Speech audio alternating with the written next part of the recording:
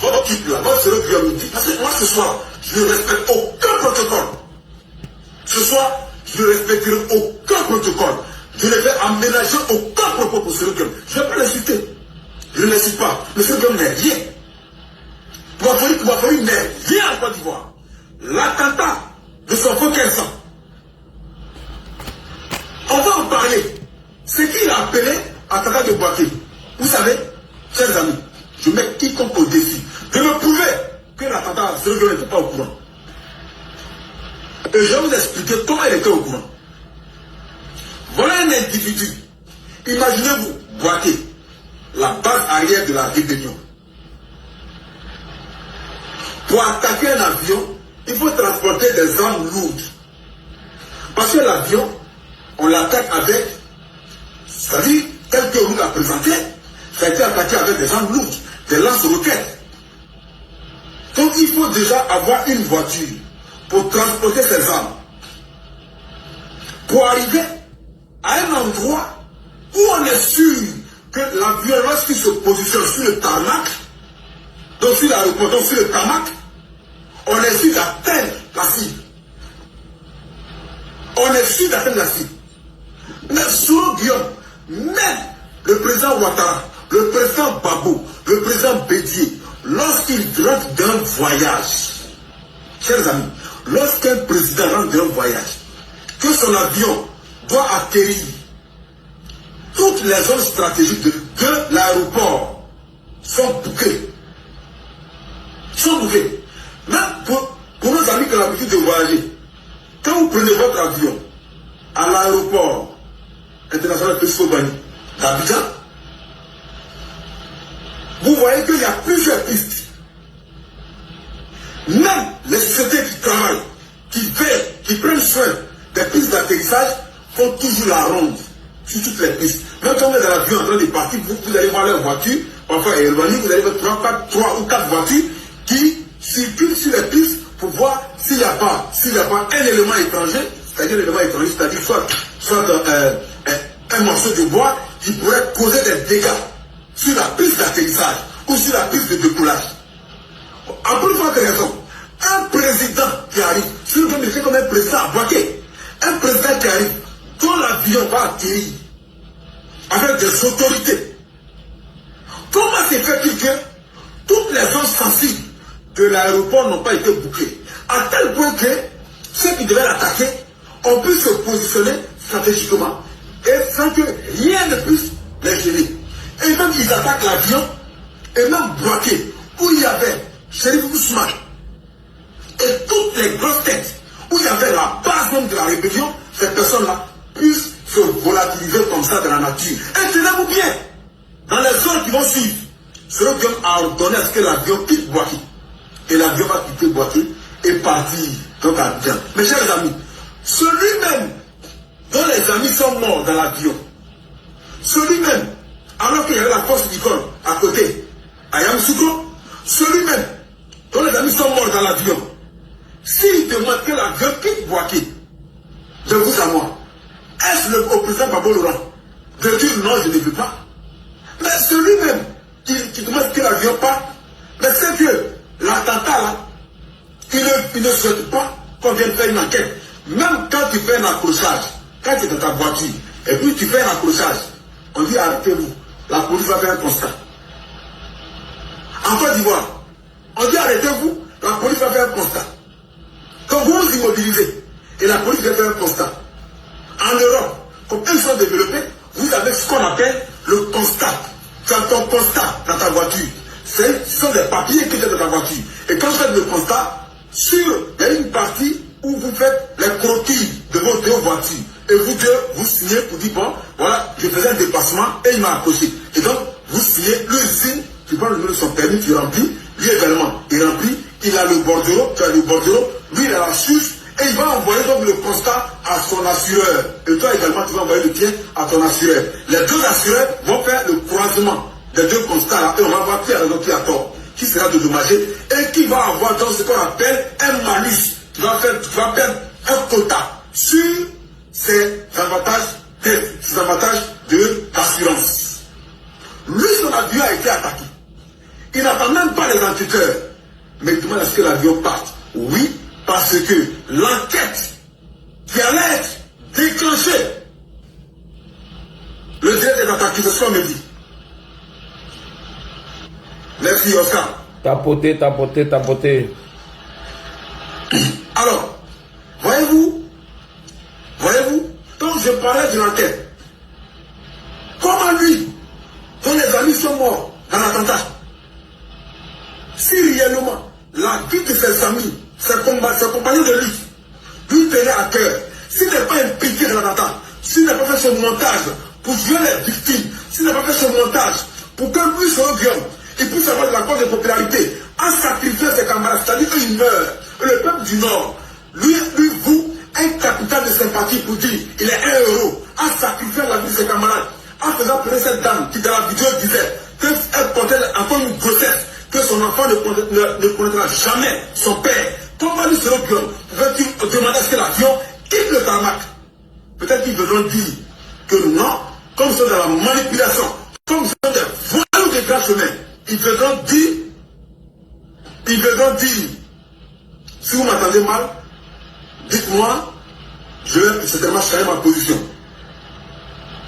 Ils voudront dire que lui, que non, c'est le pouvoir FPI qui a demandé à ce que l'avion parte.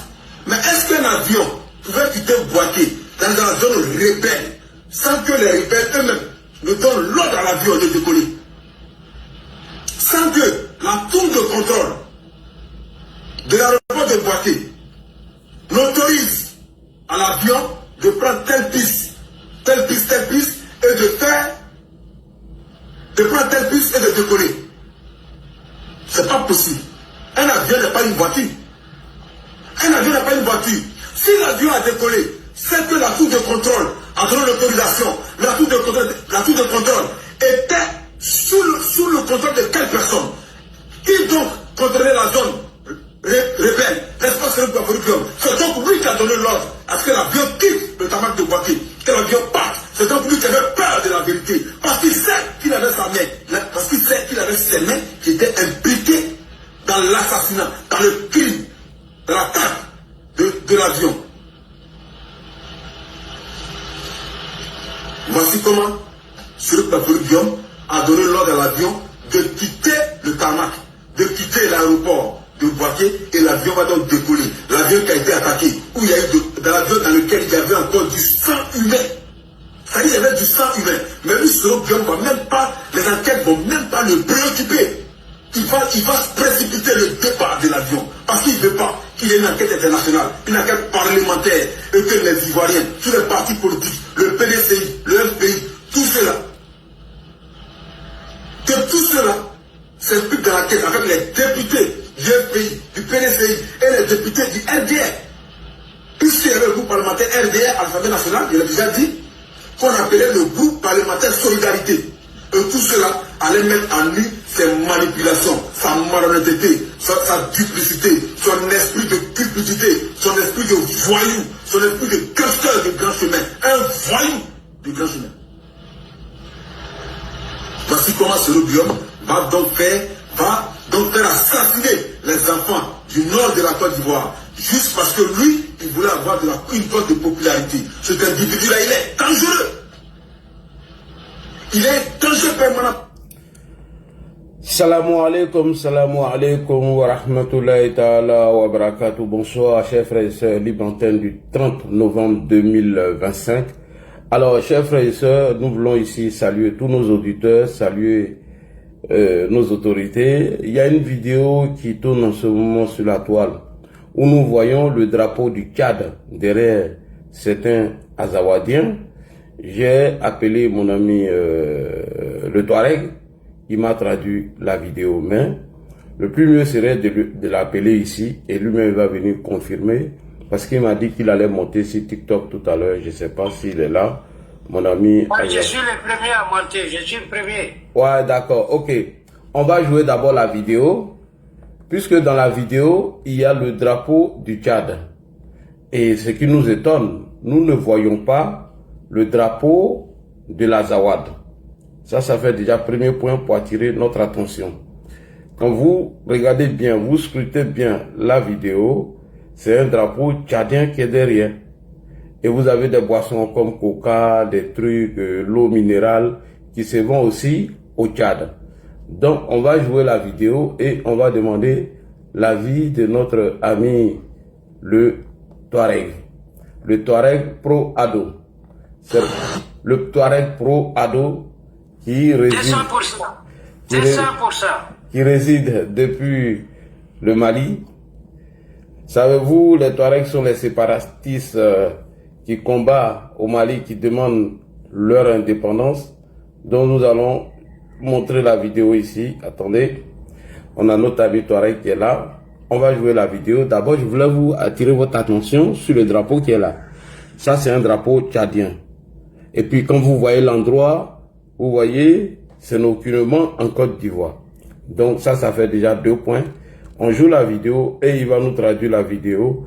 Et il va nous donner les informations qu'il a eues sur cette vidéo. C'est parti. Si c'est le Wordou. باش بيرو وان كوت ديفوار وانا فيلا كوت ديفوار انتدت اشري غادي نبدا بيرو نيت عرض نيت امقكل الى ميز ان بلاس حسن التيتار يا تسهل نسدات انفوس زوال. السلام عليكم ورحمه الله. Ok, tout le monde a écouté cette vidéo. Nous allons écouter notre ami le Touareg qui va nous traduire la vidéo et il dit il a d'autres informations sur la vidéo. Il va nous donner ces informations sur la vidéo. Ok, d'accord. Ok, d'accord. Présente-toi d'abord, présente-toi. C'est un militant du RHDP, hein, je vous l'informe. On a un Touareg dans notre équipe. Oui, je vais me présenter d'abord, puisque ça fait quelques mois que je n'ai pas parlé sur le palais. Voilà, moi j'ai une devise. Ma devise c'est quoi? C'est la Côte d'Ivoire. Vive la Côte d'Ivoire, vive le Prado, vive les militants du Prado. Merci. Tapotez les gars. Que Dieu maudisse tous les ennemis du Prado. Que Dieu vous envoie en enfer. Ça, c'est ma devise. C'est clair? Ok, mon frère l'a dit. Tu te rappelles d'un Touareg là, à l'époque, son nom c'est Amassakoul. Oui, Amassakoul, oui. Oui, c'est lui qui a parlé comme ça. Qu'est-ce qu'il a dit dans la vidéo? La Touareg, en tout cas, tout ça c'est un montage. C'est du fake. Est-ce que tu comprends? Puisque je l'ai appelé aujourd'hui, il m'a dit c'est du fake. Tu comprends, non? Oui. Bon, maintenant, rappelez-vous bien que Brahma Kakao nous a dit qu'il a des preuves sur la Côte d'Ivoire. Est-ce que vous comprenez? Oui. Tout ça, c'est le montage de Brahma Kakao avec ses éléments. C'était Ibrahim Maïga des États-Unis. C'est lui qui a fait ce montage. Ah, d'accord. Puisque Brahma n'arrive pas à nous montrer les preuves de 3 ans, c'est comme ça, ils veulent créer une situation. Donc voilà ce qu'il a dit dans la vidéo. Il dit que voilà, nous sommes à Abidjan, nous avons créé un bureau en Côte d'Ivoire, on souhaite Dieu que ce bureau va de l'avant. Et c'est tout. Il n'a pas donné la date, ni les jours, ni l'année. Est-ce que vous comprenez? Oui, ça c'est vrai. Oui, voilà le contenu de la parole que j'ai écoutée. En fait, il n'a pas donné de date, ni de jour, ni l'année. Ça c'est vrai, c'est vrai. Donc c'est fake news. Je l'ai appelé aujourd'hui, il dit c'est fake news. Oui. Est-ce que tu comprends? Et tout ça, c'est le montage de Brahma, Ibrahim Maïga qui est aux États-Unis. Ah, d'accord. Est-ce que tu comprends? Oui. Ouais. Vive la Côte d'Ivoire, vive le Prado, vive les militants du Prado. Je te remercie, je suis à l'époque. Tapotez les gars, tapotez. Vous venez d'entendre notre Touareg. c'est un militant du RHDP qui réside depuis le Mali. Il dit que cette vidéo, c'est vrai, ce que le monsieur dit, qu'ils sont en Côte d'Ivoire, ils ont ouvert un bureau en Côte d'Ivoire et qu'ils comptent encore aller de l'avant. Mais que cette vidéo est un montage de Ibrahim Maïga, puisque la vidéo, le monsieur, il donne pas la date, le jour et l'année. Premier point. Deuxième point, pourquoi ne pas mettre le drapeau d'Azawad derrière eux et c'est la vidéo, le drapeau du Tchad qui est derrière. Est-ce qu'il y a des Touaregs au Tchad?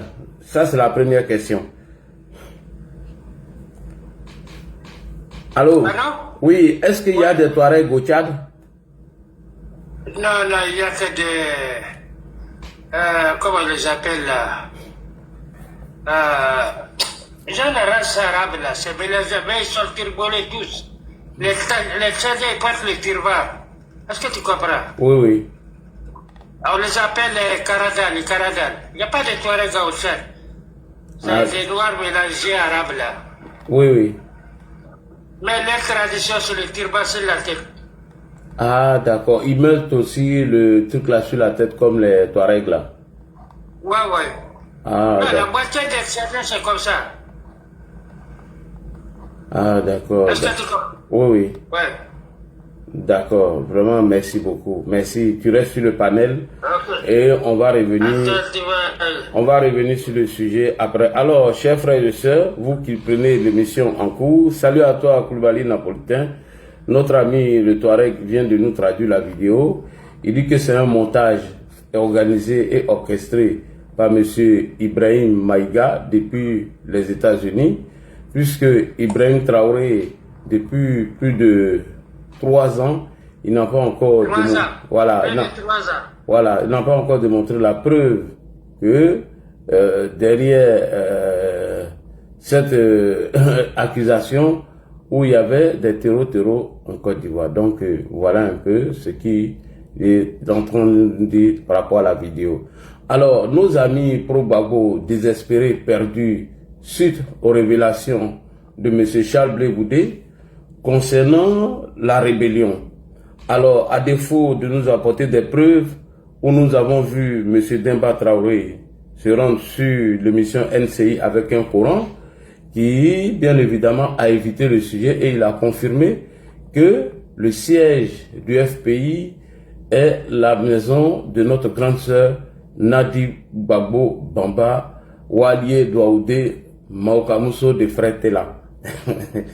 Et M. Konaté Navigué, qui nous confirme réellement que lorsque Charles Blé Goudé a demandé le désarmement, selon lui, les accords et la charte des accords de Ouagadougou stipule que dans la bonne conduite, il ne faudrait pas avoir des propos du l'un vers l'autre, mais le désarmement faisait partie aussi des accords de Ouagadougou.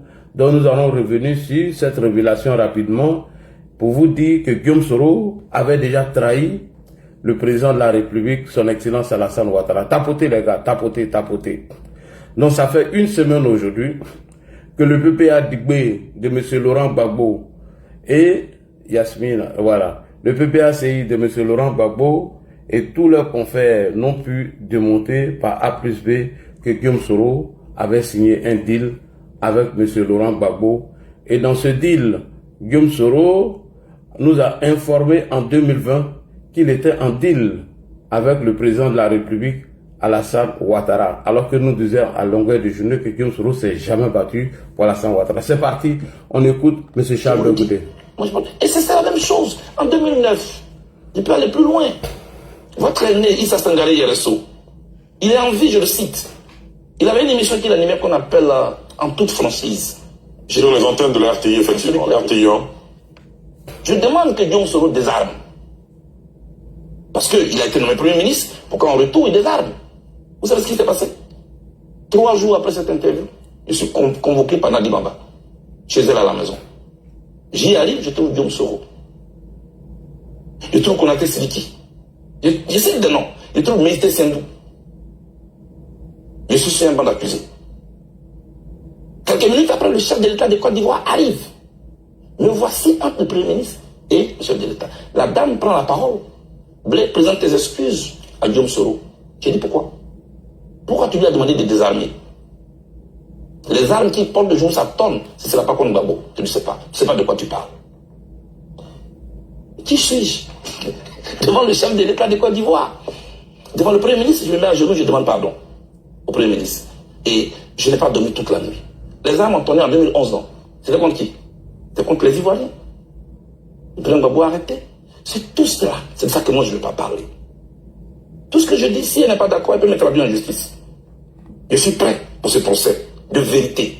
Je vous le dis. Alors, M. Charles Goudé dit que lorsqu'il a demandé le désarmement à Guillaume Kibafori Soro, quelques jours plus tard, il est sur un banc d'accusés. On lui dit de présenter ses excuses à Guillaume Soro à la demande de Mme Nadiani Gbagbo Bamba. Et il demande pourquoi. Elle lui fait savoir que les armes que porte Guillaume Soro, le jour où ces armes doivent sortir, ça ne serait pas contre le président Laurent Gbagbo, mais plutôt contre le président Alassane Ouattara. Alors la question qu'on se pose, pourquoi est-ce que Mme Nadiani Bamba Gbagbo a demandé à Charles Bleu Goudé de présenter des excuses? Tout simplement parce que Guillaume Soro était dans son deal avec Gbagbo. Donc elle a informé M. Charles Bleu Goudé que le jour où les armes que porte Guillaume Soro va tourner ne serait pas contre le président Laurent Gbagbo. Alors, partons un peu en arrière. M. Konaté Navigué nous a expliqué aussi que dans les accords de Ouagadougou, il était stipulé que on ne devait pas s'agresser l'un et l'autre, puisque ils avaient demandé à chose qu'on appelle à chaque partie de respecter les clauses de leur engagement. Alors nous allons d'abord écouter M. Charles Goudé et M. Konaté et M. Charles Goudé, voire même après écouter M. Konaté Navigué, voir les parties des accords que Charles Goudé aurait violés entre guillemets. Faisant un clin d'œil à l'actualité politique nationale, Charles Blé Goudé considère le désarmement comme un des points essentiels dans le processus de sortie de crise et devant être traité au-delà des querelles politiciennes. C'est une question de sécurité nationale qui concerne donc tout le monde et dont les premiers bénéficiaires sont certainement les forces nouvelles elles-mêmes. Chers amis, je vous le dis, on ne peut pas faire une élection sérieuse sans le désarmement. Ce n'est pas possible. Le désarmement est bien pour la Côte d'Ivoire, mais surtout, le désarmement est même bien pour Soro Diop lui-même. Ça, ce n'est pas une histoire de parole même, c'est le réalisme. Un coup de coup, ça va pas à Séguéla. Un coup de coup, ça va pas à Boaké.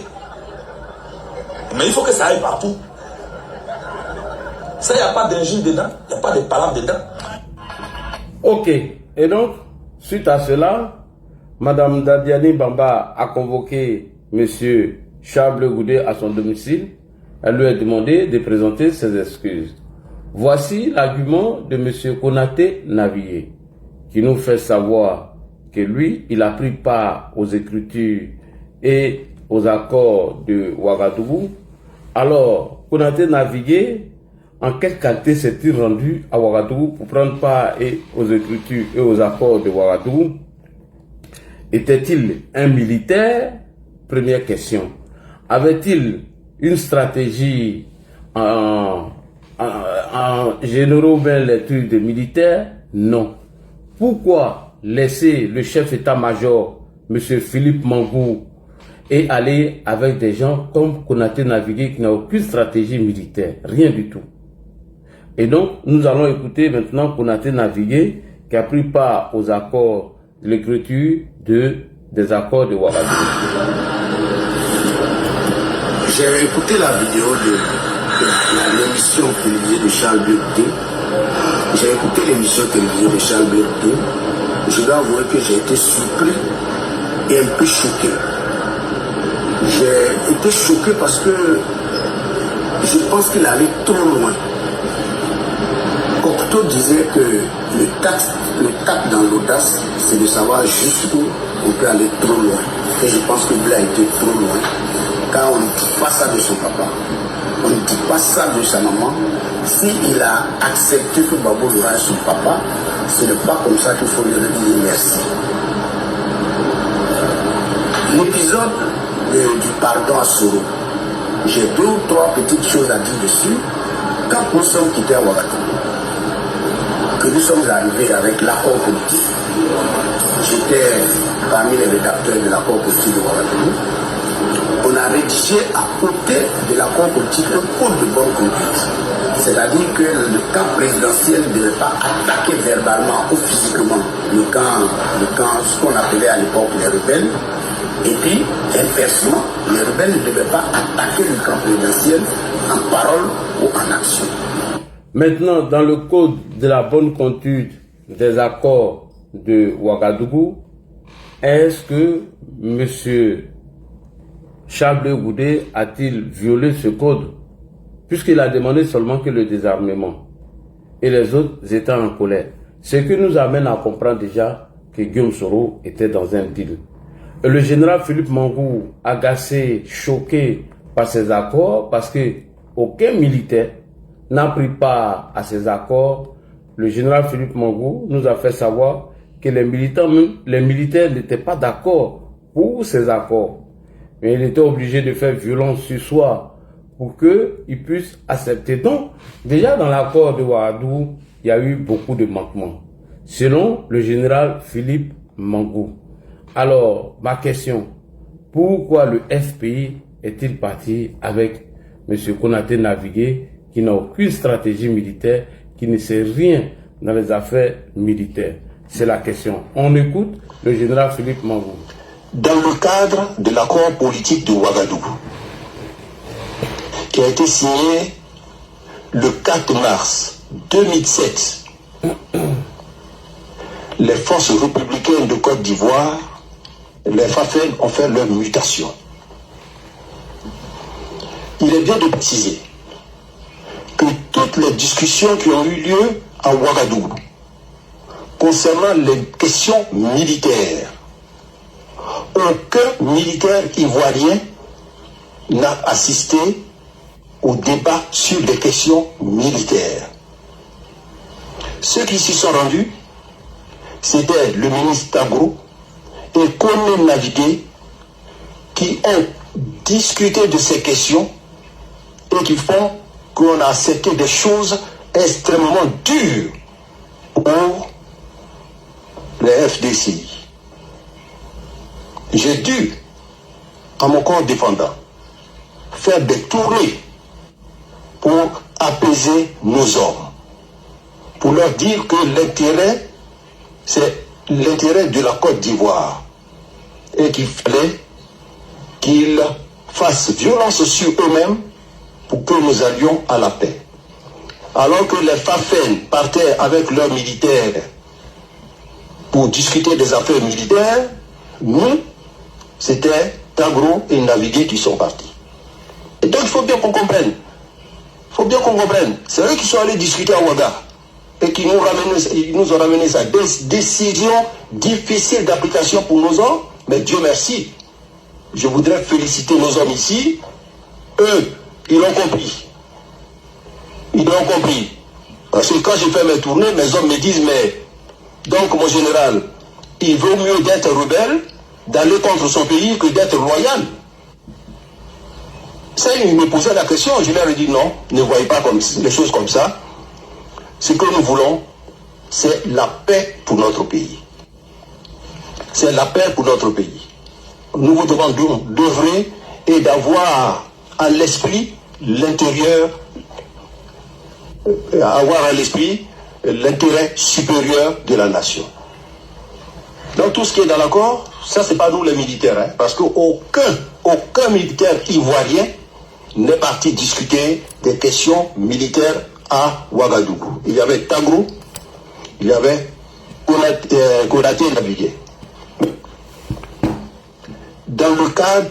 Alors, le général Philippe Mangou nous informe qu'aucun militaire n'a pris part à ces accords. Et donc, il y avait Tagro et puis M. Konaté naviguait. Alors, l'accord politique de Ouagadougou. La question que l'on pose ici, Konaté naviguait avec une stratégie en militaire, alors rien du tout. Donc, on va sauter toutes ces étapes, celle de Pascal Affi-N'Guessan. Nous allons arriver maintenant à M. Laurent Gbagbo.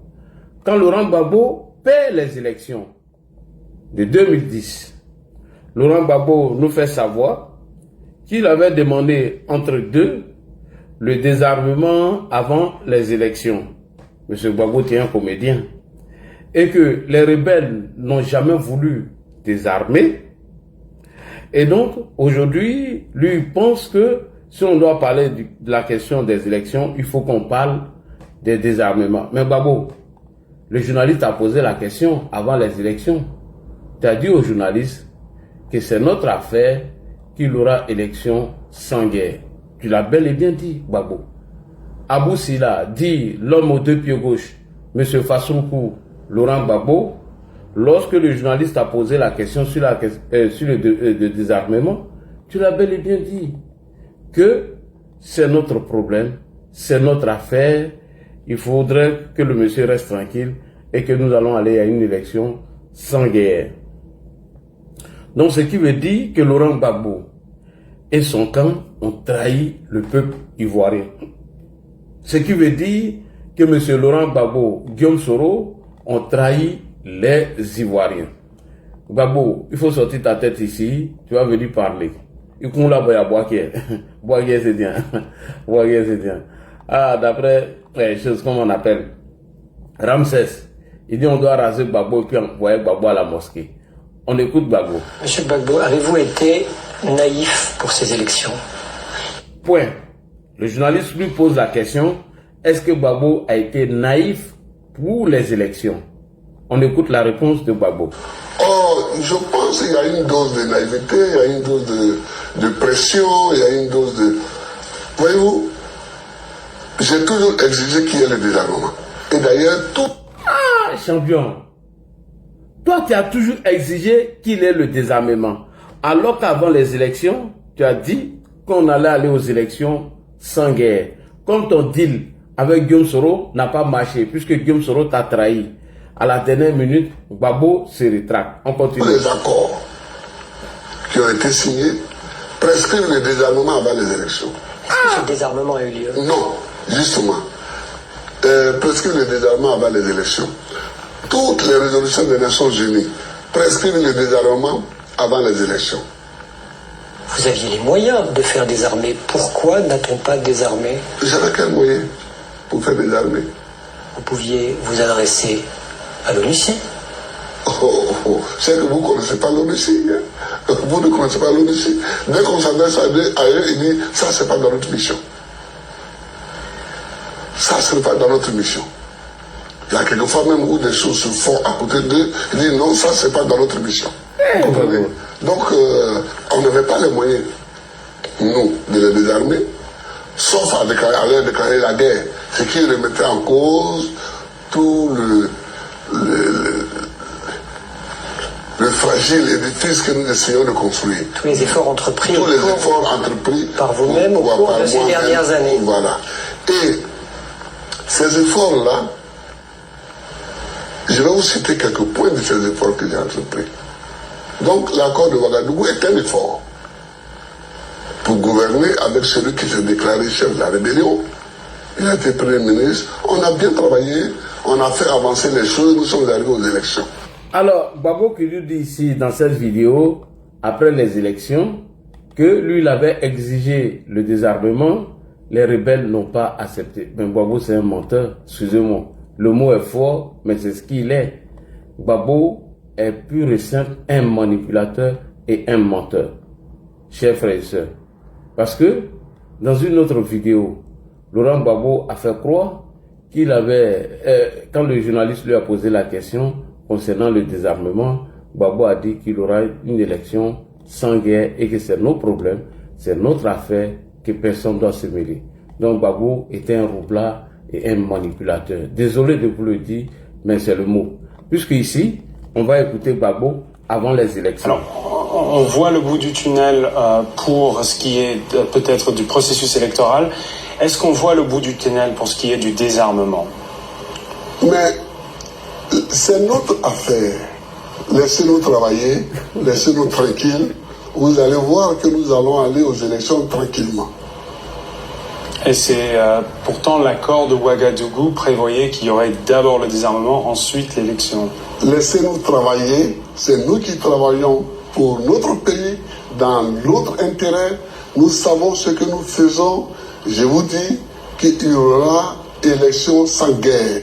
Alors, donc, voilà ce que Gbagbo dit ici avant les élections, qu'il aura élection sans guerre, mais lorsqu'il perd les élections, Laurent Gbagbo nous fait croire que lui, il avait exigé le désarmement et que les rebelles n'ont pas accepté. Alors que Charles Blé Goudé avait parlé de ça auparavant, M. Laurent Gbagbo a dissuadé, M. Laurent Gbagbo a mis sur le banc des accusés Guillaume Soro, excusez-moi, hein, c'est quelqu'un qui était monté à ces bruits-là. Laurent Gbagbo a demandé à M. Charles Blé Goudé de présenter ses excuses à M. Gbagbo. Là où vient la trahison de Guillaume Soro, c'est Jeune Afrique qui nous révèle du deal. D'abord, Laurent Gbagbo, le jour du scrutin, attendait que Guillaume Soro vienne remplir sa part de la mission. Guillaume Soro, lorsque Gbagbo a eu besoin de lui, il n'a plus vu Guillaume Soro. Il a dit non, Soro ne peut pas me faire secours. Oui, je ne quitterai pas le pouvoir. Oui, c'est moi le méchant. Oui, Soro, Soro, Soro, Soro. Jeune Afrique nous révèle qu'à la dernière minute, Guillaume Soro avait déjà trahi M. Laurent Gbagbo. On part sur... Jeune Afrique qui titre cette semaine sur la crise post-électorale. Jeune Afrique qui titre sur la crise post-électorale. C'est parti. Ivoirienne, à la une, l'hebdomadaire titre dans la tête de Laurent Gbagbo. Monsieur François Soudan de Jeune Afrique au micro de Gilles Moreau. Ça commence le dimanche 28 novembre, après la fermeture du scrutin. Ça commence le dimanche 28 novembre, après la fermeture des bureaux. On y va, Jeune Afrique. Boit le sourire dans son bureau. Selon ses informations, la clé, c'est-à-dire le report des voix d'électorat de Bédié, tourne dans le bon sens. Les chiffres, tout au moins ceux qui lui parviennent, ceux qu'on lui donne, le donnent en tête, avec 52% des voix face à Ouattara. Il est content, il dit, vous voyez bien, la greffe n'a pas pris, ce qu'il ignore évidemment, c'est qu'au même moment, Ouattara a des chiffres radicalement inverses. Ce qu'il ignore aussi, c'est que Guillaume Soro, son Premier ministre, est en train de basculer, il est très remonté. C'est Guillaume Soro, son Premier ministre, est en train de basculer. On continue. Contre Gbagbo à cause du durcissement de la campagne électorale entre les deux tours. Alors, le lendemain, 29 novembre, vers 20h, il est un petit peu moins sûr de lui, Laurent Gbagbo, mais il dit toujours on devrait gagner. Il y a eu des fraudes, plus que ce que je croyais, mais on devrait gagner. Et puis il ne croit pas. Il dit, au retournement de Soro, il dit, c'est impossible, il ne peut pas me quitter. Au retournement de Soro, Gbagbo dit, c'est pas possible, il ne peut pas nous quitter. Donc, vous comprenez, à travers ce reportage de Jeune Afrique, que Soro Guillaume avait déjà trahi Laurent Gbagbo. Il avait déjà trahi son deal avec Gbagbo, puisqu'il n'avait pas le choix. On écoute toujours. Trahir. Le 30 novembre, en début de soirée, on pense que les choses vont encore s'arranger. Gbagbo doute un peu, il hésite, il dit écoutez, nous sommes à 50-50. Vous savez qu'à l'extérieur, tout le monde sait déjà que Ouattara a gagné. Lui, il hésite, il doute, il dit mais je vais m'accrocher. Ce jour-là, le 30 novembre, constitue une sorte de tournant du côté de Laurent Gbagbo, à qui personne, jusqu'à présent, n'a osé dire la vérité. Personne. Il faudra attendre le lendemain, mercredi 1er décembre, vers 19h, en début de soirée, pour qu'un visiteur, un go-between entre les deux camps, lui livre enfin la vérité. Il lui dit tu as 46% en réaction de Gbagbo, ça m'étonne pas. La commission électorale a toujours été contre moi, mais la commission, ça n'est qu'un outil technique, l'outil juridique, c'est le Conseil constitutionnel. La loi prime, et puis il convoque Guillaume Soro. L'entretien se passe mal entre les deux hommes, on raconte ça tout en détail. Le jeudi 2 décembre, en début d'après-midi, il se confie également, il dit l'armée, je sais que Soro peut préparer une offensive contre moi, prendre Yamoussoukro, il compte sur des divisions au sein des forces armées, mais l'armée et moi, je n'ai aucune crainte, nous avons scellé un pacte. Et le 3 décembre, au cœur de la nuit, alors là on raconte une scène assez surréaliste, au palais de Cocody, l'heure est à la mobilisation, au recueillement, il y a des groupes de prières, que Dieu protège la Côte d'Ivoire, c'est un petit peu la Bible et le fusil. Laurent Gbagbo reçoit l'ambassadeur de France, il est furieux, il dit Sarkozy c'est Chirac II, je ne me laisserai pas faire, et puis il se lance dans un très long monologue extrêmement éclairant, il dit eh bien quoi ? Pourquoi céder? Pourquoi partir? Pourquoi me décerne le prix Nobel de la soumission? Pourquoi me cite en exemple devant les écoliers de France et qu'on dise voilà la preuve que la démocratie à la française ça marche jusqu'au fin fond de l'Afrique? Eh bien non, cette élection démontre que la démocratie ici ça ne marche pas. Où est la démocratie quand tout le monde triche? Ouattara, s'il veut mon fauteuil, il faudra d'abord qu'il me passe sur le corps. Je ne laisserai jamais diriger la Côte d'Ivoire. La messe est dite. Alors à propos d'Alassane Ouattara justement, eh bien lui de son côté toujours installé dans son QG qui est devenu l'hôtel du Golfe à Abidjan. Oui, c'est un descriptif à la République du Golfe, cet hôtel qui héberge un président qui est en présidence surveillée et qui héberge un palais présidentiel, une primature et 13 ministères virtuels. Tout ça est assez buesque, il faut reconnaître. Donc, jusqu'à la dernière minute, Jeune Afrique nous révèle que Laurent Gbagbo comptait encore sur le soutien de M. Guillaume Kibafori Soro, qui allait renverser la tendance pour lui, d'où Boka Ozoku nous a déjà expliqué dans une vidéo. Et ce reportage de Jeune Afrique en 2010 est confirmé par Guillaume Kibafori Soro en 2020, c'est-à-dire 10 ans plus tard. Guillaume Soro nous fait savoir à nous que lui, il était dans un deal avec le président Alassane Ouattara depuis 2006. Mais comment se fait-il que Guillaume Soro, qui est dans un deal avec le président Alassane Ouattara en 2006, peut encore signer des pactes avec Laurent Gbagbo dans les environs de 2008-2009 et Laurent Gbagbo l'attendait jusqu'à la dernière minute, jusqu'à la fermeture des bureaux, pour que Guillaume Soro puisse maintenant parler du deal qui était entre eux. Alors, on revient maintenant sur les propos de Charles Blé Goudé. Quand Charles Blé Goudé a demandé le désarmement et que la première dame de Ferentella a dit que les armes n'allaient pas tourner contre M. Laurent Gbagbo, au contraire, c'était contre le président Ouattara. Donc, c'est ce qui était le deal entre Gbagbo et Guillaume Kibafori Soro. Puisque Laurent Gbagbo même confirme quelques jours avant les élections qu'il aura élection sans guerre. Konaté Navigué ne dit pas le contraire. Le Premier ministre Pascal Affinguessan ne dit pas le contraire. Donc ce qui veut dire que Guillaume Soro avait déjà trahi ses amis de lutte. On écoute Guillaume Soro à l'hôtel Bristol. Monsieur Ouattara et moi, nous avons été très proches. Je dois vous le dire. Et monsieur Ouattara a pris des engagements vis-à-vis de moi. Le premier engagement était que je devrais, s'il gagnait l'élection, je devrais être son premier ministre pour un mandat, c'est-à-dire 5 ans. Il a été suffisamment intelligent pour me berner et raccourcir ce mandat-là à 11 mois. J'étais encore sous le charme, vous comprenez. Mes collaborateurs ne m'en voudront pas. Deuxièmement, je devrais être le numéro 2 de son parti, le RDR. D'ailleurs, le poste de vice-président du RDR, créé en 2008, était réservé à ma personne dès que je finissais donc ma mission à la tête du gouvernement. Troisièmement, il devrait faire 2 mandats et je devrais, n'est-ce pas, lui succéder comme ça a été fait au Mali entre Alpha Oumar Konaré et Amadou Toumani Touré.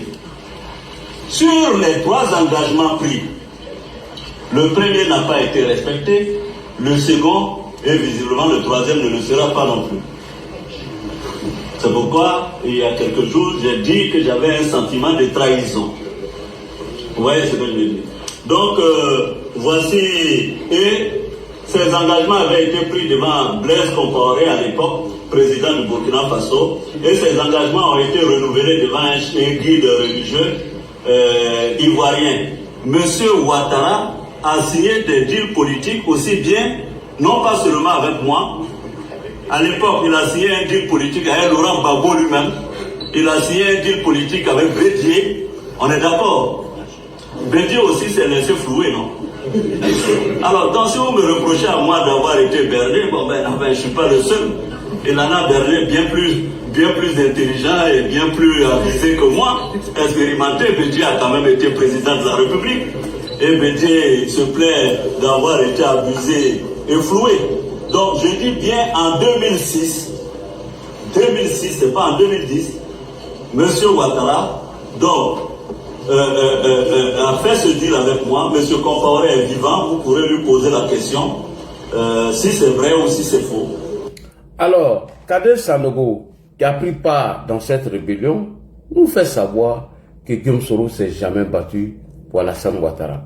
La stratégie de Guillaume Soro, c'était de liquider le RDR et puis prendre la place du président Alassane Ouattara. On écoute le témoignage de Kades Sanogo. À un moment donné, quand moi j'étais de l'autre côté, j'ai contribué à ne pas que Soro soit tué. C'est pourquoi Soro a lutté pour qu'il y ait une élection. Et puis là, ne pensez pas que Soro, en organisant cette élection, voulait qu'Alassane gagne ou bien pensait qu'Alassane allait gagner. Soro passait dans sa tête que c'est Gbagbo qui allait les gagner. Puisque Gbagbo a fait 3 sondages qui lui ont dit qu'il va gagner au premier tour. Un sondage a dit seulement qu'il va gagner au deuxième tour. Les 2 autres sondages ont dit que Gbagbo gagnait Alassane au premier tour. Mais personne ne croyait encore à Alassane. Même le grand médiateur Ngolo Koulibaly m'a dit Alassane ne peut pas être président. En Côte d'Ivoire, encore les Moro Fofana et l'Alain Lobougnon, Soro Guillaume et autres. Et même le général Soumaïla Bakaïko Maréchou, il est venu dans mon village, on est venu à faire que pour une mission. Il m'a dit s'il veut être en sécurité, de ne pas parler le nom de Dado au nord. Mais la rébellion n'a jamais combattu version Soro pour Alassane. Ça, je vous le dis. Okay. Et j'assume, c'est important. Et même aux élections, Soro a voté et son clan pour Gbagbo. Et il pensait que cette élection allait entériner le pouvoir de Gbagbo. Alassane allait se taire une fois pour de bon. Et le deal qui était signé entre Soro et Gbagbo, si Gbagbo finissait ses 2 mandats, puisqu'il a été bloqué par la crise, Gbagbo allait changer la constitution pour dire la guerre l'empêchait de gouverner. Il allait faire 2 mandats et passer le relais à son fils Soro. Mais malheureusement pour eux, dans leur plan, c'est Alassane qui allait au deuxième tour. Et comme moi je disais toujours que c'est Alassane qui allait être le président, Soro a viré à 180 à l'heure pour se rallier à Alassane. Voilà ce qui s'est réellement passé. Voilà ce qui s'est réellement passé. Et il s'est même projeté en 2020, en nous disant ce qui devait se passer en 2020. Je vous informe que ce témoignage de Kades Sanogo a été réalisé en 2015. On écoute encore Kades Sanogo. Quelle appréciation faites-vous aujourd'hui de cette guerre de succession ouverte avant 2020? Oui, d'abord, je vais vous surprendre. Moi, je pense que ça n'engage que moi, Alassane peut être candidat, parce que la constitution est libre. Et déjà, quand on vote une constitution, il faut l'assumer. Mais il a fait 2 mandats, ça suffit. Non, mais je vous dis, au Burkina, pourquoi vous n'avez pas voté la constitution d'aller voler à l'Assemblée?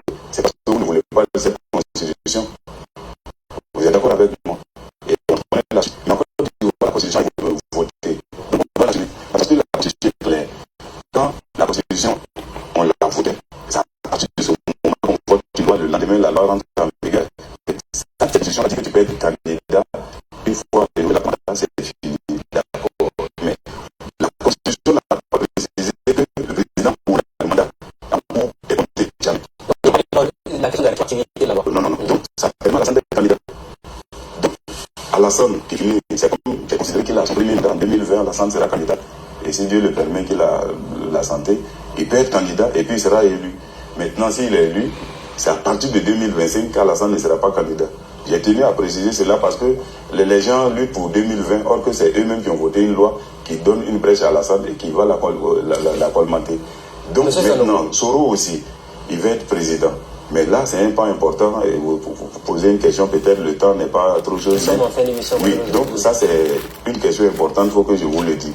La révolution a été créée par le Che Guevara. Mais la révolution s'est divisée en 2 parties au fil du moment du temps. Je vous cite 4 révolutionnaires rapidement de chaque groupe. Le premier groupe noble comme le Che Guevara, nous avons connu Patrice Lumumba, nous avons connu John Garang au Soudan, nous avons connu Thomas Sankara au Burkina. Et tapotez les gars. Ces 4 révolutionnaires combattaient pour leur peuple. Mais aujourd'hui, nous avons des types de révolutionnaires comme au Zaïre, il y a eu Mobutu, il y a eu Salva Kiir qui est là aujourd'hui au Soudan. Et on a connu ici Blaise Compaoré et Soro chez nous en Côte d'Ivoire. Vous voyez, Soro et Blaise sont des amis. Et ce qui va vous surprendre, aujourd'hui, Blaise soutient 100% Soro pour renverser Alassane. Et parce qu'il sait que si Alassane ne va pas lui permettre de créer une rébellion au Burkina, alors dès que Soro est président, il va allumer un front à partir de Bobo ou de Gawa pour que Blaise revienne s'installer au Burkina. Donc il y a des choses que vous ne savez pas, monsieur le journaliste. Les trucs sont assez difficiles. Et aujourd'hui, ces gens de combattants-là, eux, ils combattent pour eux-mêmes. Regardez au Soudan du Sud. John Garang a mené le combat, il est mort certes, mais quand ils ont acquis leur indépendance, maintenant pourquoi Salva Kiir et son adjoint s'entretuent? Mais c'est pour se réaliser, même c'est pour s'enrichir. Sinon, si c'était pour le combat du Soudan du Sud, ils ont eu leur indépendance.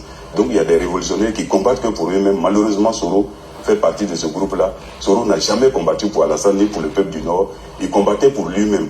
Si la rébellion avait contrôlé Abidjan avant l'élection 2010, Soro allait tuer Alassane et laisser Gbagbo le mettre en prison. Alors, de toute façon, Guillaume Soro, certainement qu'il aura le temps. Voilà. Donc, Kader Sanogo, qui fut l'un des proches de IB et qui a même sauvé la vie à M. Guillaume Soro, voilà ce qu'il explique de la traîtrise de Soro Guillaume.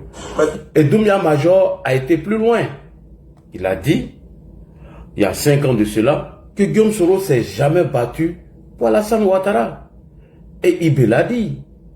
Et donc Guillaume Soro, suite à la révélation de Charles Blé Goudé, qu'on voulait noyer le poisson à travers une vidéo fake news de certains Touaregs, nous revenons sur le sujet. Doumbia Major, qui était Soro Guillaume? Je vais parler de notre ami Guillaume. Notre ami Guillaume, et puis bon, de ses propos de...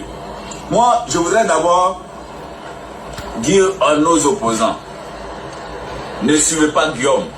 Parce que Guillaume se bat pour des problèmes personnels et il vous embarque et il embarque la nation dans ses problèmes personnels.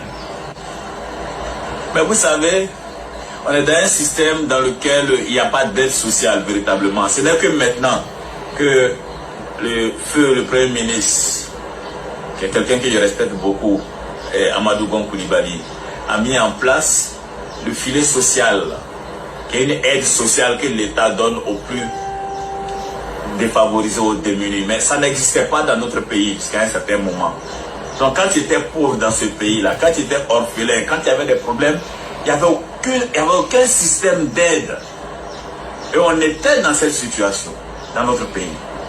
Il n'y avait aucun système d'aide pour les pauvres, les plus démunis. C'est-à-dire que chacun était amené à se débrouiller pour vivre et pour survivre. Dans ces conditions, que Guillaume a perdu son père et sa mère. Il était totalement démuni, pauvre, misérable. Quand cela est arrivé, il faisait pitié.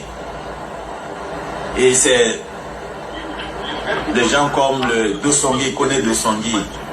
Ferme ton micro. Des gens comme Ferme ton micro. Voilà, Sana, qui avait la société Cito, société de transport Cito, qui nous a aidés les 2 fois pour qu'on puisse enlever les parents de Guillaume. C'est-à-dire, pour réunir même 5 000 francs, c'était une difficulté pour Guillaume Soro. Tapoter. En maîtrise. Il n'avait même pas fait de soutenance et autres.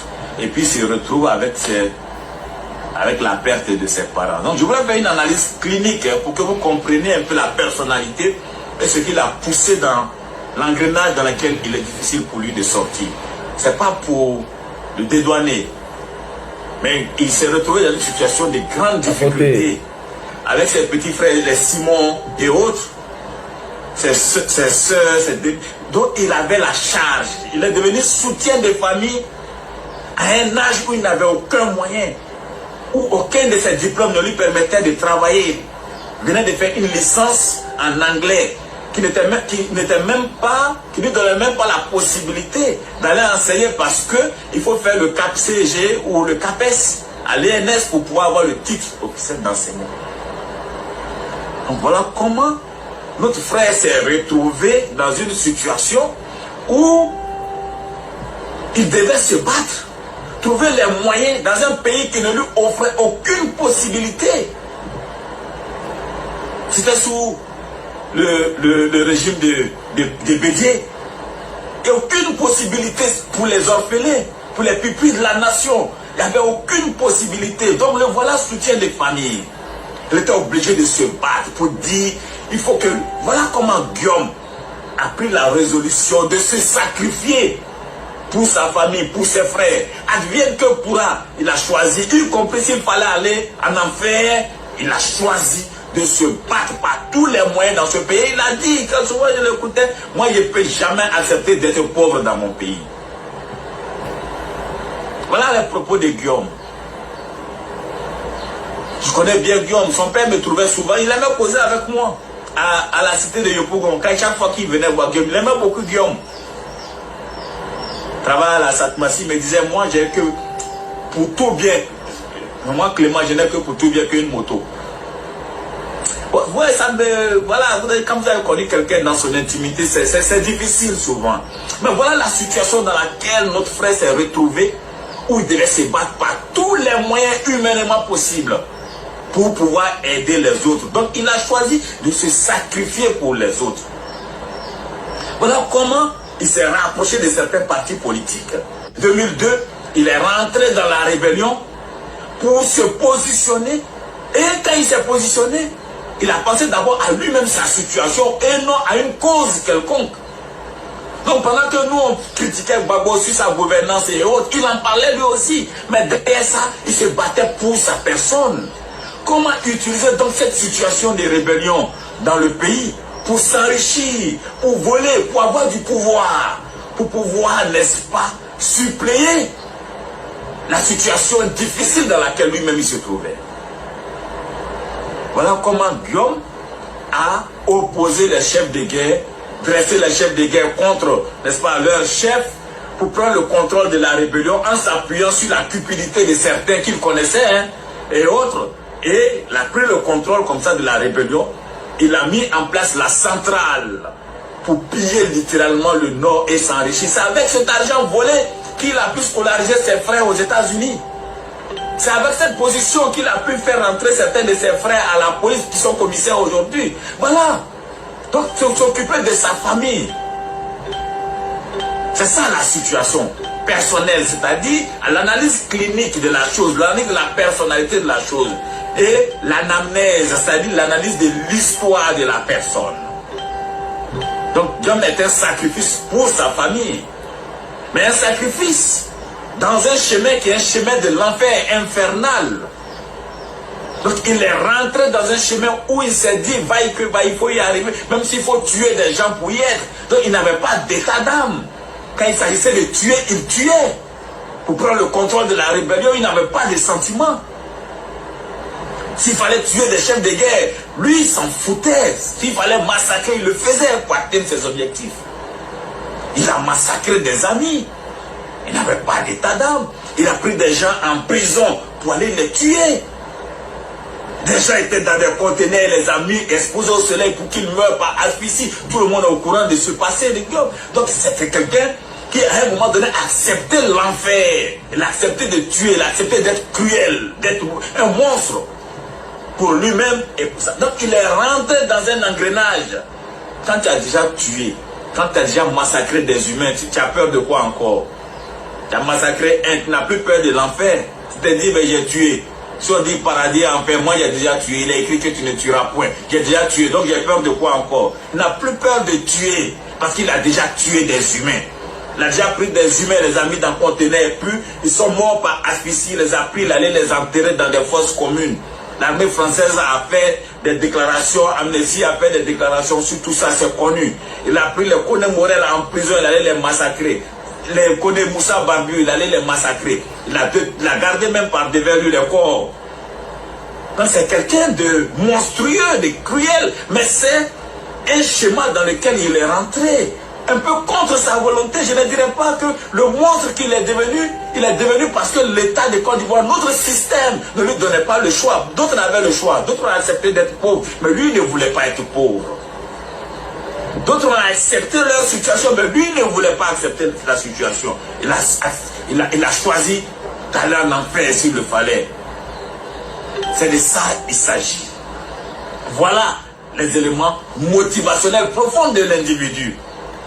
Merci beaucoup, Doumbia Major. Donc, à partir de ces instants, on comprend tous les deals que Guillaume Soro a signés avec Gbagbo, avec tout le monde pour arriver à ses fins. Mieux, il ne s'est jamais battu pour le président Ouattara. Même la résistance d'Abidjan, Guillaume Soro ne sait même pas à quel moment elle a été lancée. Donc cette révélation de Charles Blé Goudé, que nous ne donnons pas, parce qu'il y a certains dire que c'est votre futur adversaire, vous le rendez populaire. Non, on rend personne populaire. Il y a un témoignage qu'elle a, où on a passé près de 20 ou 25 ans à salir un monsieur, alors qu'il était innocent. Donc, Doumbia Major, pour conclure avec cette vidéo, on va aller rapidement. Ce sont eux qui disaient à l'époque, quand ils faisaient leur tournée avec Gbagbo, hein, à un moment donné, que l'élection devait la faire de façon électronique.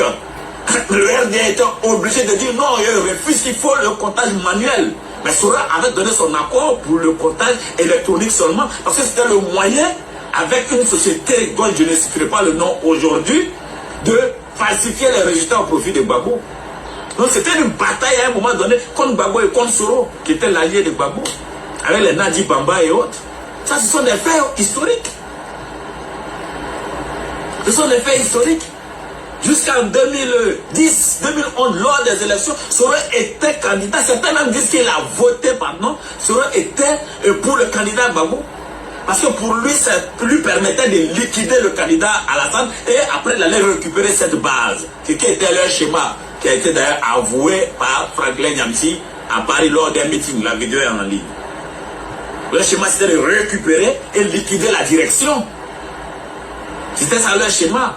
Donc, en allant dans une élection avec Gbagbo, en liquidant, en faisant perdre Ouattara par les moyens électroniques, lui il se positionnait comme l'alternative à Ouattara en récupérant la base.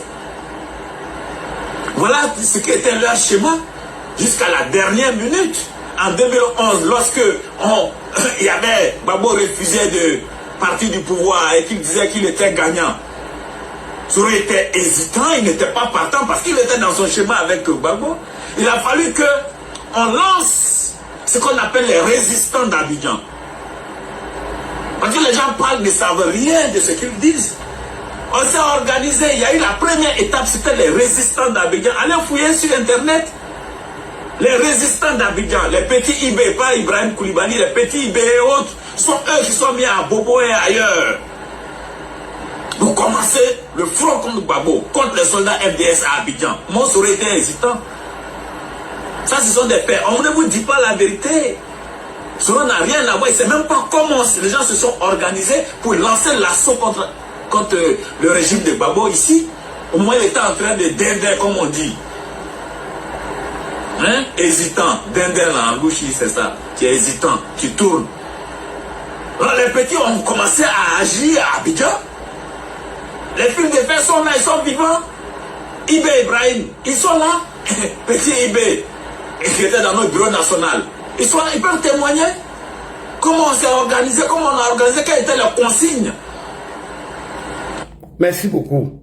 Donc, pour noyer le poisson, on nous fait sortir un film de certains Touaregs de la Zawad qui se trouve à Abidjan.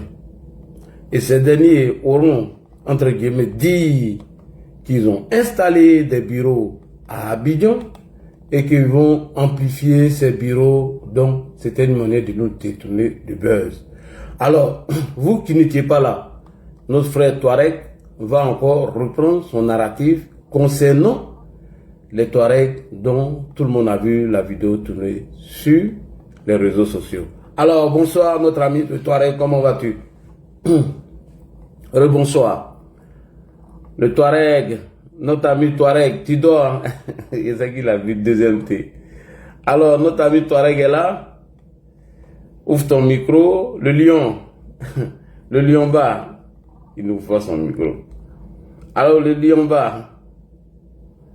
Ouais, notre ami Touareg est en train de dormir. Donc, notre ami Touareg a fait la traduction de la vidéo.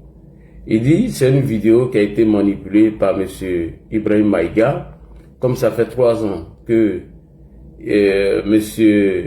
Ibrahim Traoré n'a pas encore apporté les sources de ces informations dont il fallait faire ce montage à travers l'autre Maïga qui est aux États-Unis. Et que selon les informations qu'ils ont, cette vidéo n'a pas été tournée en Côte d'Ivoire et la Zawad n'a pas de lien en Côte d'Ivoire. Donc, merci beaucoup. Nous allons commencer par M. Fofana. Bonsoir. Comment allez-vous? M. Fofana. Bonsoir, Ladi. Bonsoir. Bonsoir, Ladi. Bonsoir. Déjoué. Ouais, on est là. Ladi, vraiment. En fait, tu vois, la sortie de Blé Boudé Chali sur la rébellion. En fait, Soro Guillaume, c'est un gars, c'est un manipulateur. Il y a longtemps dans le mouvement, Soro Guillaume a trahi il y a longtemps. Ce monsieur, ce Soro Guillaume là, moi, il a toujours dit que ce monsieur se battait pour lui-même, son propre ventre. Pas Vincent Ouattara, ce monsieur. Ce monsieur est une erreur. Quand la rébellion l'a choisi, qu'on leur porte-parole, ce monsieur. Il y a un de nos frères qui a révélé que Soro Guillaume, il ne fallait pas que ce monsieur, on lui présente qu'on leur porte-parole de la rébellion, ce monsieur. Que ce monsieur est un traître. Ce monsieur était un manipulateur. Ce monsieur, ce combat qu'il menait là, c'était pour lui-même, voilà, avec sa famille. Dieu s'appelle le temps.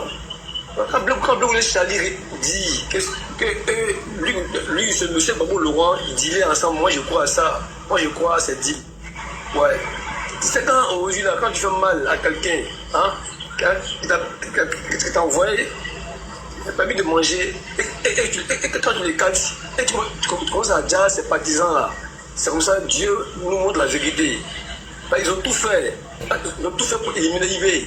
Et ils pensaient que nous, après la mort de eBay, nous, on ne saurait pas la vérité. Alors nous, on sait la vérité que ce monsieur, que ce Soro Guillaume là, n'a jamais aimé Alassane Ouattara. Ce monsieur-là, ce monsieur a fait beaucoup de tort à la rébellion. Ce Soro Guillaume là. Ce monsieur a fait beaucoup de tort à la Côte d'Ivoire. Ouais. Ce monsieur a fait beaucoup de tort à nos partisans RDR. Aujourd'hui là, Dieu s'appelle le temps. Ah, ce monsieur, Blaise Chali, quand Blaise Chali sort, on les a pêchés des amis. Hein? Nali Babas, Babou Laurent, Soro Guillaume, c'est vrai. Blaise Chali est bel et bien a dit la vérité. Il ne peut pas mentir. L'histoire est récente. Il ne peut pas mentir. Ce Soro-là, c'est un gars qui n'est jamais été cohérent. C'est un gars qui n'a jamais été véridique, ce monsieur. Ce monsieur a tout fait, hein, et a combattu Alassane Ouattara. En disant que lui a mené le combat, hein, que celui qui a chargé la rébellion, que celui qui a fait tout. Grâce à lui, que Ado a eu le pouvoir. Ça c'est archi faux. C'est archi faux. Dounia Major l'a bien expliqué. Dounia Major a dit, tu as vu la vidéo tout à l'heure, la vidéo là, nous avons écouté la vidéo. Voilà, d'ici eux-mêmes là, ils vont prendre Abidjan même là. Hein, Abidjan était déjà libéré déjà. Abidjan était déjà libéré. Ouais, les IB, le Ibrahim là, ils ont fait le travail propre. D'ici eux-mêmes, ils vont prendre Abidjan. Ils ont menti, hein, sur Ibrahim Koulibaly, qu'Ibrahim voulait le pouvoir. Qu'Ibrahim s'est battu pour son propre ventre. Alors, ce sera même qui s'est battu pour son propre ventre. En disant que IB a trahi la lutte. Alors c'est Soro même qui a trahi la lutte. Ouais. J'ai entendu dire des gens que non, que IB est une traite, que IB voulait le pouvoir, IB a fait tant, IB a trahi Alassane Ouattara. Déjà, IB n'a rien fait, c'est Soro même, que tout ce qu'on disait que sur IB là, c'est Soro qui a été à la base de tout le malheur. C'est Soro qui est à la base de tout. Aujourd'hui là, Dieu s'appelle le temps. Dieu a vu que non, aujourd'hui là, ils ont révéré un peu. Je sais qu'ils vont aller jusqu'au bout. Et Blaise Chali a dit qu'on ira jusqu'au bout. Ouais, parce que c'est passé, c'est eux qui disaient. Hein, c'est eux qui disaient. Oh, lui, Blaise Compaoré, hein, Babou Laurent, hein, ceux qui disaient dans la rébellion, est-ce que la rébellion a profité? Parce que si ce n'est pas la rébellion, est-ce que Soro Guillaume peut avoir ses milliards? Il ne peut pas avoir ses milliards. Si c'est pas la rébellion, Babou Laurent qui dit voilà, est-ce que ce pouvoir-là, est-ce qu'il a géré ce pouvoir jusqu'en 10 ans de pouvoir, il ne pouvait pas. Bon, ils ont dealé, hein, jusqu'à. Et ils ont eu des Ivoiriens. Voilà. Quand nous combattait, quand nous, le RDR combattait, hein, ces gens-là, on disait que le RDR n'aime pas la Côte d'Ivoire. Aujourd'hui, là, ces gars même, où ils sont assis, ils disent bon, tiens, ce combat que le RDR menait là, c'était un combat noble. Un combat de la vérité. Aujourd'hui, là, ils sont assis, ils sont en regrettant aujourd'hui. C'est Babou Laurent, Soro Guillaume aujourd'hui, c'est le malheur de la Côte d'Ivoire. C'est le malheur de la Côte d'Ivoire. Aujourd'hui, là, ils ont vu aujourd'hui. Ils ont la voix. Et c'est même fini, hein. Et on ira jusqu'au bout. Parce qu'ils ont accusé Alassane Ouattara, le père de la rébellion. Voilà. Chaque jour que Dieu fait, quand tu le panel, hein, les publications, Aldo le rebelle, Aldo aujourd'hui là, ils ont compris maintenant que Aldo, c'est pas Alassane Ouattara que le père de la rébellion. Aldo n'a rien à voir la rébellion aujourd'hui. Voilà, les secrets sont se dévoilés un peu. On ira jusqu'au bout. Là, ok, merci beaucoup, monsieur Fofana. Merci beaucoup. Alors, on va aller avec les IPA. Les IPA, bonsoir. Les IPA, il est là. Ah. Les IPA. Tiens, vous prenez le nom, hein? Ah. Soumfa Fatou, bonsoir. Bonsoir, Soumfa Fatou. Soumfa Fatou, bonsoir. Che Guevara, bonsoir. Ouais, bonsoir, Gagbo, ouais. Toujours. Tracteur de l'autologue. Ouais. Malheureusement, il y a une femme sur le faux qui est déjà prête. On va la convoyer vers toi. Ah ouais? Donc dimanche soir, il faut l'envoyer à la maison chez moi. Parce que dimanche, il faut qu'il soit dimanche à Abidjan, si Dieu le veut. Comme on le dit, la répétition est pédagogique, mais avant d'apporter tous mes soutiens de la malédiction à ce rhodium, vraiment, excuse-moi de te dire que, vraiment, si tu es un bout de temps, ou bien toi, tu es plus connu que nous, il va falloir voir les autorités qu'il faut toucher pour pouvoir voir le cas du grand frère Kader, aujourd'hui qui en souffre, qui a eu à expliquer sur ton panel. La dernière fois, j'ai eu à parler à un de mes boss qui suit beaucoup ton live, voilà, qui est un militant du RHDP. Voilà, il a dit qu'il allait voir ce qu'il allait pouvoir faire, mais il allait entrer en contact avec toi pour pouvoir planifier. Donc vraiment, je voulais te dire ça, pour tout ce qu'il a fait, pour tout ce qu'il a subi. Aujourd'hui, Dieu l'a épargné de sous-terre, et qu'il est un témoin vivant, oculaire, voilà, qui nous donne des révélations propres et dignes de son nom. Donc, c'est ce que je voulais te dire en premier plan. Comme je le dis, voilà, vraiment de ma position, je souhaite vraiment tout le malheur du monde entier. Voilà, à ce bout d'homme. Ce bout d'homme de Ferké, qui est comme le bout d'homme de Galikiba.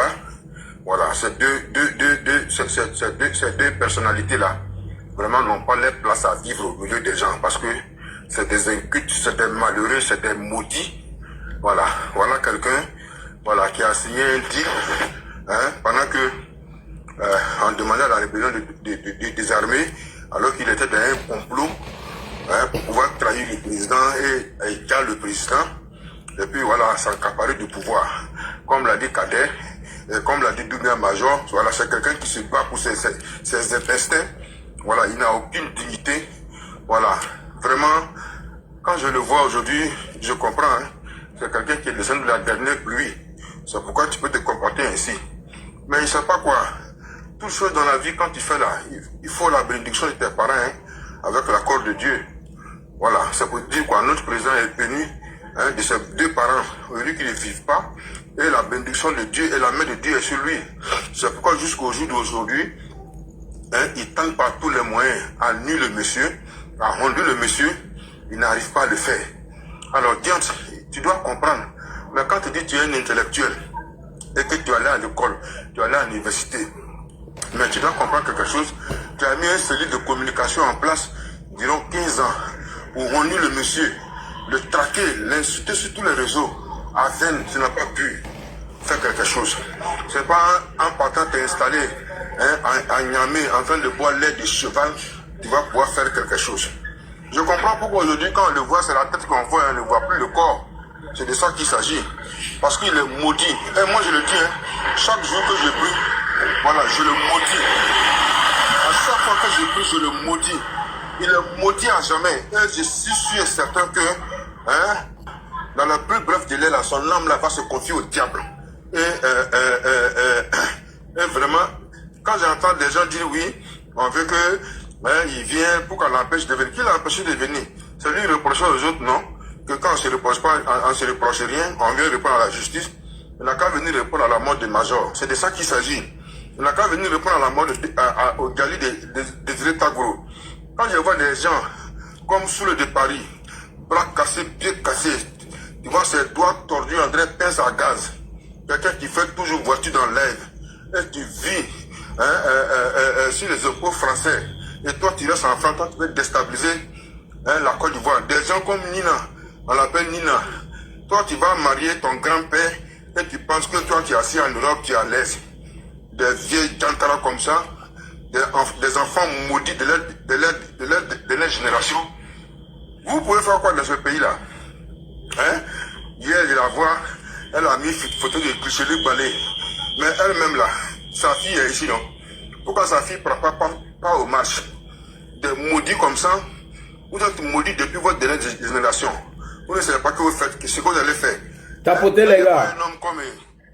Quand je vois un homme comme Ahmed Général, je vois lui sa bouche de là, André Caniveau de 5,50 m. S'il dit matin il est candidat, le soir il tombe, Modia Promas. Quand on parle, il dit moi je suis chef d'entreprise en France. Vous tous vous dormez en colocation là-bas, on est au courant de vous. Bande de maudits et bande d'enfoirés. Si Dieu le veut, Inch'Allah, vous là, un jour vous aurez vos yeux pour pleurer. Moi, mais c'est pas pour quelqu'un qui me fait, mais c'est pour ceux de Paris même. Tu vois son nez en dernière génération de trompeuses. C'est lui. Alors, c'est lui, c'est parler gros mot français. Bande d'enfoirés. Toi, tu n'as rien. Même un simple terrain, 5 mètres carrés, mais tu n'as pas encore d'Ivoire ici. Simple terrain de 5 mètres carrés. Moi, je suis dans une ville de la Côte d'Ivoire, à l'intérieur de l'Abidjan. Ici, là, il fait beau temps ici, là. Si tu actives ma caméra, tu vas penser que je suis à Paris. Ça, c'est un d'autre qui a fait le son. C'est de ça qu'il s'agit. Bande de maudits. Vous pouvez déstabiliser ce pays-là. Nous, on vous attend. Surtout sur le Paris, là même. Toi, mais depuis, nos enfants ne sont pas nés. Toi, tu es en France. Tu n'as pas encore 8 maisons. Faut venir, faut aller en Guinée. Mamadou Dumé est là-bas. Faut aller travailler là-bas. Faut aller vigile là-bas. Ta forme là ressemble à un vigile. Bande d'enfoirés. Merci beaucoup, là, je m'arrête là. Merci à toi, Che Guevara. Tapotez, les gars, tapotez. Solko, bonsoir. Solko, bonsoir. Soule, c'est un Guinéen, ça, je t'informe. Soule n'est pas ivoirien, c'est un Guinéen. Lui-même, il a déjà publié son acte de naissance guinéen. Voilà, sur une page Facebook. Solko, bonsoir. Oui, bonsoir, Laji. Bonsoir tout le monde. Bonsoir. Merci. Hier, on était cherché partout, je t'ai pas vu. Bon, il n'y avait pas de direct. C'est que il n'y a pas aujourd'hui. Vraiment, merci pour ce panel. Merci de nous donner l'opportunité, la latitude, en tout cas, de nous prononcer sur l'activité sociopolitique de notre pays et ce qui fait actuellement de l'actualité. Vraiment, je vais commencer par la sortie de Bleu Goudé et tout ce qui se passe dans la gauche ivoirienne et puis terminer sur le cas des soi-disant Azawadiens qui seraient en Côte d'Ivoire. Le premier dont j'ai évoqué parlant de Bleu Goudé, d'abord je voulais faire un petit éclairage. Les gens pensent que nous sommes en train de plébisciter Bleu Goudé aujourd'hui. Bleu Goudé est devenu notre chouchou. Non, il se trompe. Bleu Goudé n'est pas notre chouchou, mais ce qu'il dit, avec ce que nous on disait hier, on se réjouit. Quand la balle vient de l'adversaire, il n'y a pas de hors-jeu. Hier, le RDR Talon a été traité de tous les noms. C'est un parti de rebelles, c'est un parti qui a pris les armes, c'est un parti qui a fait ça, c'est un parti qui a fait ci, c'est un parti qui a fait ça. Aujourd'hui, c'est lui qui disait hier, allez dire à l'Union européenne, chez vous, Alassane Ouattara, c'est quelqu'un, ici il n'est rien, qui vient faire ce genre de révélation qui était dans comment on appelle, dans le pouvoir de Laurent Gbagbo. Nous, on prend ça, on fait de la récupération, cela ne fait pas des gens de RADP comme ceux qui sont en train de plébisciter Bleu Goudé, non. Bleu Goudé a été avec Laurent Gbagbo. Et quand il parlait d'Alassane Ouattara, le président Alassane Ouattara, tout le monde savait que c'était le populisme. Voilà, parce qu'il n'avançait aucune preuve, aucune. Putain, aujourd'hui, il dit, il y en a Libama qui est vivant, il y a Sorogam qui est vivant, il y a Seri Konaté qui est vivant. Tous ceux qu'il a cités sont, en tout cas, sont tous vivants. Voilà. Donc on peut dire que ce que nous on disait hier, quand Blé Goudé vient confirmer ça aujourd'hui, et ceux qui viennent le contredire, ne le contredisent, ne viennent même pas ne contredisent pas Blé Goudé, parce que tous les points qu'il a eu à évoquer n'ont pas contredit. Quand il dit non, il a demandé pardon à Sorogium, les gens n'ont pas démenti. Quand il a dit que non, lui, il a demandé à Sorogium de désarmer, les gens n'ont pas démenti. Il a évoqué plusieurs choses, ils n'ont pas démenti. Mais ce sont plutôt attardés sur certains détails pour dire ci, pour dire ça. Vraiment, je dis ça et puis je dis encore que le pays était dans de mauvaises mains. Dans la main des gens qui n'avaient aucun projet et aucun programme de gouvernement. Et le palais présidentiel était un foutoir. Le palais présidentiel était un lieu où défilaient toutes les, excusez-moi du terme, toutes les filles du pays. Ah oui. Voilà. Parce que dans notre constitution, jusqu'à preuve du contraire, la polygamie n'existe pas. Pour ne pas même dire la polygynie, pour parler des hommes. Voilà. La polygynie, vraiment n'existe pas. Une seconde, pardon. Le boss, il est en bas, hein, de mon boss qu'il a parlé là. Il va faire sa demande, tu vas lui faire monter. Comment il s'appelle? Voilà, il faut faire sa demande là, il va te faire monter, pardon. Il s'appelle comment?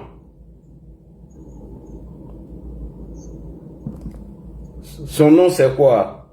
Che Guevara.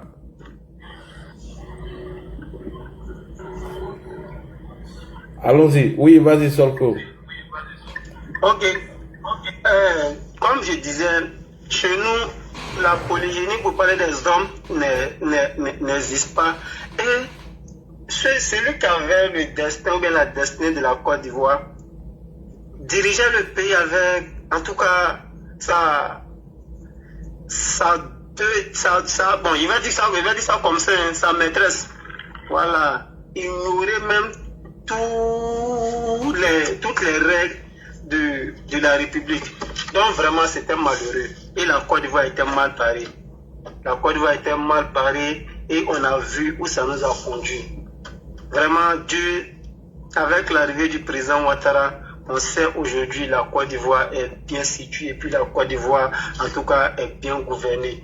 Voilà, vraiment c'était pas la peine. Voilà quelqu'un qui a créé lui-même sa rébellion. Quand il dit créer sa rébellion, je m'explique. Parce que la rébellion de IB avec celle de Sorogium, c'est deux rébellions différentes.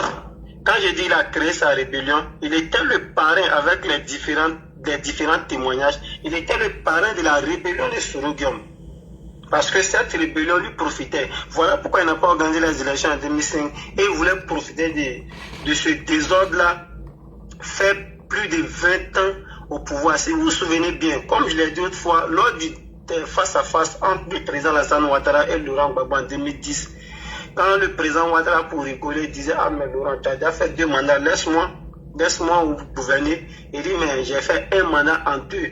Tout ça à cause de vous, à cause de la rébellion. » Parce que il voulait profiter de cette rébellion. Voilà pourquoi, quand on écoute l'intervention de Blé Goudé, quand Blé Goudé a demandé au Premier ministre d'alors Sorogium de désarmer avant d'aller aux élections, on lui a demandé tout simplement de présenter ses excuses au Premier ministre à Sorogium, que parce que cette rébellion-là, les armes que Sorogium a, ce n'est pas contre Laurent Gbagbo, c'est contre qui? Point d'interrogation. Donc on allait dire tout simplement Sorogium, c'est-à-dire il y avait un couteau à double tranchant. C'est-à-dire Gbagbo n'organisait pas les élections. Lui, Soro, une fois manipulé Laurent Gbagbo est parti, il prend ces armes-là, renverser le président Ouattara. Mais ce qu'il a oublié, comme je l'ai dit précédemment, le président Ouattara c'est un homme d'État. Voilà, il s'est apprêté, il s'est formé, en tout cas pour gouverner ce pays. Voilà pourquoi en 93, s'il y a une bonne mémoire, avec le décès de, comment on appelle, Félix Houphouët-Boigny en 95, quand sa candidature a été rejetée pour les élections présidentielles et les élections législatives, il dit qu'il n'avait vraiment pas fait le choix de rentrer en politique. Non, il allait s'apprêter. Et aujourd'hui, il maîtrise la politique que ceux-mêmes qui sont allés faire la science politique. Je termine en disant que ces personnes-là, s'ils ont vu le pouvoir, c'est que c'est à la télé. avec leur manière de faire la politique, s'ils ont vu le pouvoir, c'est que c'est à la télé. S'ils ont vu le palais présidentiel, c'est que vraiment, c'est quand il aura peut-être l'investiture et que le président va faire un discours solennel. Parce qu'ils n'ont aucune notion de l'État. Aucune notion de l'État. Parce que s'ils ont une notion de l'État, de la manière dont ils ont géré le pouvoir pendant 10 ans, vraiment, ils n'allaient pas gérer le pouvoir comme ça. Voilà des gens qui nous ont fatigués, qui ont géré le pouvoir, c'est-à-dire en comptant en tout cas sur les dessous, en tout cas de la ceinture. Voilà comment ils ont géré le pouvoir. Et termine avec la situation des soi-disant personnes qui seraient Gazaouat, qui seraient en Côte d'Ivoire. Vous voyez, l'AES a échoué. Ils ont échoué à tous les niveaux. Premier niveau, ils ont dit à leur population qu'ils allaient, comment on appelle, envoyer la sécurité, ils allaient envoyer ceci, ils allaient envoyer cela. Ils ont échoué. Deuxième échec, ils ont dit que, pas particulièrement du Burkina Faso, et en tout cas généralement de l'AES, que leur malheur est au sud de leur frontière, c'est-à-dire la Côte d'Ivoire, particulièrement le président Ouattara. Donc il faut fabriquer, il faut rentrer dans une bulle propagandiste ou bien dans une maison, sortir quelque chose qui n'a ni sens. Si vous vous souvenez bien, il y a une chanson qui circulait sur les réseaux sociaux où les soi-disant élèves, ceux qui sont à l'école coranique, chanteraient une hymne nationale en l'honneur du président Ouattara, et ce sont les futurs terreaux que le président Ouattara est en train de fabriquer. C'est passé parce que les gens ont démenti. Le directeur de l'école est sorti, il a démenti. On nous sort encore un autre truc pour dire, ah voilà les gens d'Azawad qui sont en Côte d'Ivoire, qui aujourd'hui font réunion. Et quand Ibé disait, selon eux, Ibé disait que non, il y a des terreaux qui sont en Côte d'Ivoire, qui viennent attaquer la Côte d'Ivoire. Voilà la preuve. En fait, ils sont dans cette communication-là. Moi, ce que je peux dire aux gens du RADP, ne nous laissons pas berner par ces personnes parce qu'ils n'ont pas encore abandonné. Tant que Sorogium serait dans l'AES, ils vont toujours continuer. Tant que Franklin Nyamsi, les gens du GPS qui n'ont jamais aimé leur patrie, mais qui ont pensé à leur intérêt personnel et égoïste, tant que ces gens-là seront aux côtés de Ibé, Assimi et Tchani, ils vont toujours rentrer dans leur laboratoire pour nous sortir des choses. Voilà, pour terminer, restons vigilants et merci beaucoup à l'ADJ qui nous donne la latitude de nous exprimer sur, en tout cas, comme je l'ai dit, la situation sociopolitique de notre pays. Merci. Arrêter là. Merci, Solko. Sentinelle, bonsoir. Hey, Renme, qui est Renme là-haut? Sentinelle, bonsoir. Sentinelle est là? Oui, je suis là, bonsoir. Bonsoir, oui, on vous écoute. Ok. Merci beaucoup, salut à tous. D'ailleurs, vous voyez, parfois, les gens sont là, ils oublient ce qui s'est passé. Moi, je dis Blé Goudéo, Sourou, c'est comme les deux pièces et les deux faces d'une pièce. Je ne vends pas un pour acheter un. Blé Goudéo, tes révélations là, c'est pas aujourd'hui que tu vas faire révélation. Et puis, il y a des gens qui vont dire. Révélation là, nous on sait depuis longtemps. On sait que Sourou, il a fait mes épis pour être Premier ministre. Quand ils ont revenu, voilà pourquoi il est parti au golf. On sait ça. Blé Goudé, toi tu savais que il y avait tout ça là, mais tu faisais les meetings, tu as fait danser le chef d'état-major général et Mangou ici. Tu savais qu'il y avait tout ça là contre les Ivoiriens. Mais qu'est-ce que tu as fait? Ça n'a pas empêché l'article 125. Tous mes proches qui sont partis là, tes révélations là, moi personnellement je m'en fous. Moi personnellement je m'en fous. Ça ne va rien changer dans ma perception de tout ce qui est Baboïs, tout ce qui est Soro, tout ce qui est Blé Goudé. Ça ne va rien changer. Tel que je les vois, ça ne va rien changer de ma perception. Ils se sont trop foutus de nous. Mais depuis longtemps, nous on sait. Là, vous dites, toi tu savais ça. Mais sur plateau, tu étais en face avec Sassou. sur le plateau. Tu as oublié ce que tu as dit de mon mentor.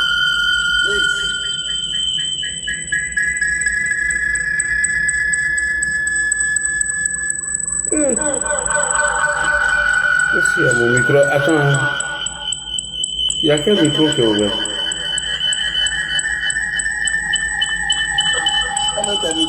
Ouais, attends, j'ai mis des savons là.